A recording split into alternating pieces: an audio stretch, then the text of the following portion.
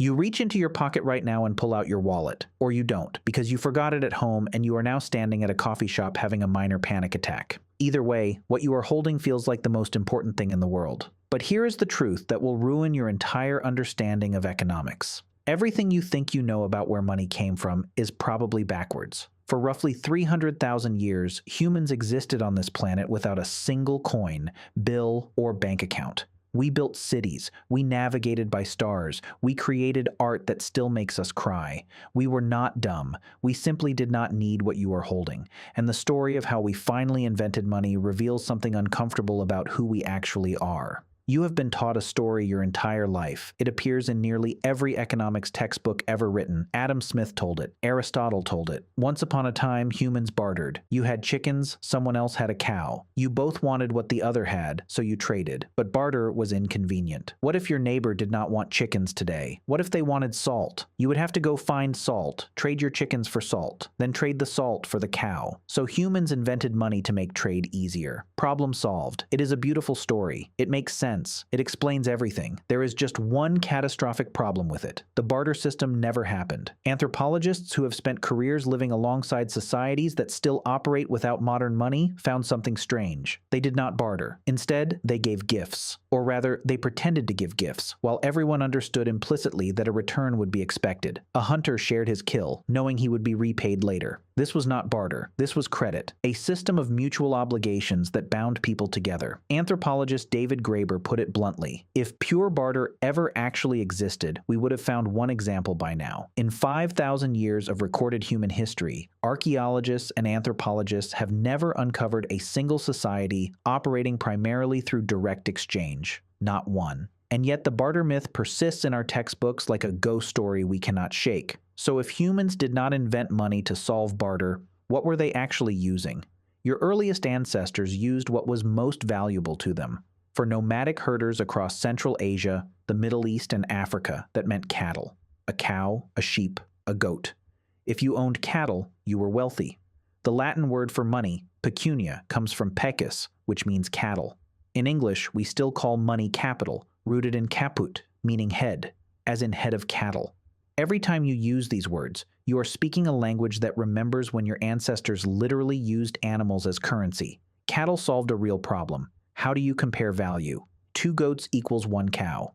1 cow equals 30 measures of grain. It was a standard. When societies needed to impose taxes or calculate compensation for a crime, they could point to cattle and say, that is the measure. That is how much you owe. When your bank tells you your account balance, they are doing exactly what ancient herders did. They are using an abstract unit to represent value, except now that unit has no cow behind it at all. But cattle had problems. They got sick. They died.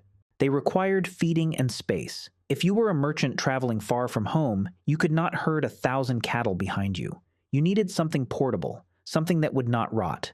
Cowrie shells, small polished shells from the Pacific and Indian Oceans, became the most successful currency in human history. They spread across Africa, Asia, the Middle East, and the Pacific, used in transactions as early as 1200 BCE. They had everything a currency needed. They were durable, rare enough to hold value but common enough to circulate, beautiful, impossible to counterfeit. And unlike cattle, they never required food. They could be stored in a pouch, carried across continents, buried for thousands of years, and still be worth something. Some cultures took cowrie shells so seriously that they created the first metal coins by copying their shape. China, around 1000 BCE, began manufacturing bronze and copper shell imitations because the shells themselves were becoming too valuable as actual currency. This is when you see the first true coins, bronze shells, then bronze knives, then bronze spades, all shaped like treasures that had once been real. But the invention of manufactured currency reveals something important. Someone had to decide these metal discs had value. Value cannot exist without agreement, without trust, without collective belief. A metal coin is worthless if everyone decides it is worthless. Throughout history, every currency has collapsed the moment that collective faith evaporated. Long before coins, before shells, the earliest form of money was something you cannot hold. It was a record. 5,000 years ago, in ancient Mesopotamia, the Sumerians faced a problem. They were growing larger. Trade routes were expanding. They needed a way to prove what they owned, what they owed, and what they were owed. The solution was ingenious. They invented writing, the very first form of writing in the world, Proto-cuneiform script around 3200 BCE was invented for accounting, for record-keeping, for tracking debts. These were clay tablets. A scribe would press a stylus into soft clay and create marks. Each mark represented an amount: grain, oil, silver, animals, a transaction, a debt, a promise. Once the clay dried, the tablet became permanent. It became evidence. It became, in effect, money. Because what is money, really? It is a claim. It is a way of saying, I have given you something, and I am owed something in return. The clay tablet simply made that claim official. Humans did not invent money to replace barter. They invented it to replace the unreliability of memory and trust. Two people could engage in a complex transaction and both walk away trusting each other's word. But what happens 5 years later when one of them claims the debt was paid? The tablet was the solution. Write it down, make it permanent, make it undeniable. This led to something revolutionary. Mesopotamian clay tablets eventually recorded not just individual transactions, but accounts, running totals. The Sumerians invented the ledger. They invented bookkeeping. And suddenly, merchants could extend credit. A merchant could loan grain to a farmer knowing that the farmer would repay after harvest. The tablet made the promise enforceable. By the time of King Hammurabi, around 1750 BCE, clay tablets documented complex loans with compound interest. Mathematical problems from the period show calculations involving interest rates and repayment schedules that look surprisingly modern. These were the first bankers, the first financial engineers, and they were working in clay and cuneiform, not silicon and code. What is remarkable is that these earliest forms of money cattle, shells, clay tablets were all fundamentally the same thing. They were all systems of trust made tangible. But eventually, humans discovered metals: gold, silver, copper. These materials had properties that made them ideal for currency. They never corroded. They could be shaped into any form. They were rare enough to hold value, but not so rare that they could not circulate. The first government-issued coins appeared around the 7th century BCE in Lydia, in what is now Turkey. They were made of electrum, a natural alloy of gold and silver, stamped with symbols that proved their authenticity and weight. For the first time, money had an official authority behind it: the king's seal, the state's promise. The innovation spread quickly. The Greeks minted coins, the Persians minted coins, the Romans minted coins, and the basic design has never changed. You take a valuable material, you stamp it with an official mark, you create a standardized weight, and suddenly, people all over the world will accept it as payment. Value plus trust plus official authority equals money. Yet there is something most people do not understand. It is not actually about the material. It was never about the material. It was always about the agreement. When Rome fell, something stranger happened. Coins stopped circulating. They became too valuable in their precious metal form to use as everyday currency, so people stopped using them, but they did not revert to barter. Instead, they continued to use money as an abstract concept. They kept accounts. They recorded debts. They extended credit.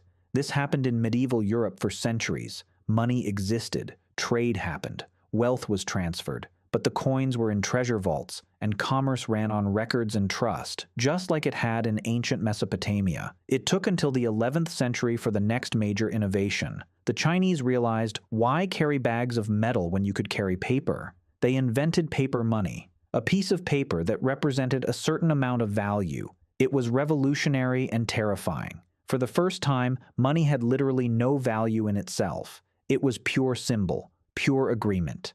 You accepted this paper because the government promised it was good, because other people accepted it, because you had faith in the system. This brings us to you now, holding a piece of plastic or staring at a number on a screen. Your money is not backed by gold or silver or shells or cattle or even paper. It is backed by nothing but collective agreement. The government promises it is real. The bank promises it is secure. Other people promise to accept it. That is all. That is everything. Money today is as abstract as it has ever been, and yet we treat it with more reverence than any currency in history. And here is the strangest part. This would not surprise an ancient Sumerian at all. They understood this 5,000 years ago. Their clay tablets were just physical representations of an idea.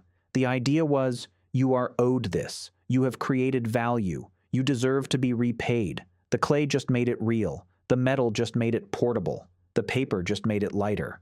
But the underlying truth has never changed. Your ancestors did not need money to survive. They survived for 300,000 years without it. But somewhere in the last 10,000 years, something shifted. Societies grew too large for everyone to know everyone. Debts became too complex to remember. Trust had to be formalized. And so humans created money not because it was natural or inevitable, but because it solved a specific problem. How do we agree on value when we cannot all be in the room together? Tonight, when you reach into your pocket or check your account balance, you are holding something that traces back 5,000 years. You are holding a memory of cattle herds and ocean shells and clay tablets pressed by ancient scribes. You are holding a technology invented to solve the problem of trust across distance and time. But for almost all of human history, this feeling was something we lived completely without. And that changes what you are looking at in your pocket. It is not money. It is a decision made 5,000 years ago that every civilization that came after them made the same choice.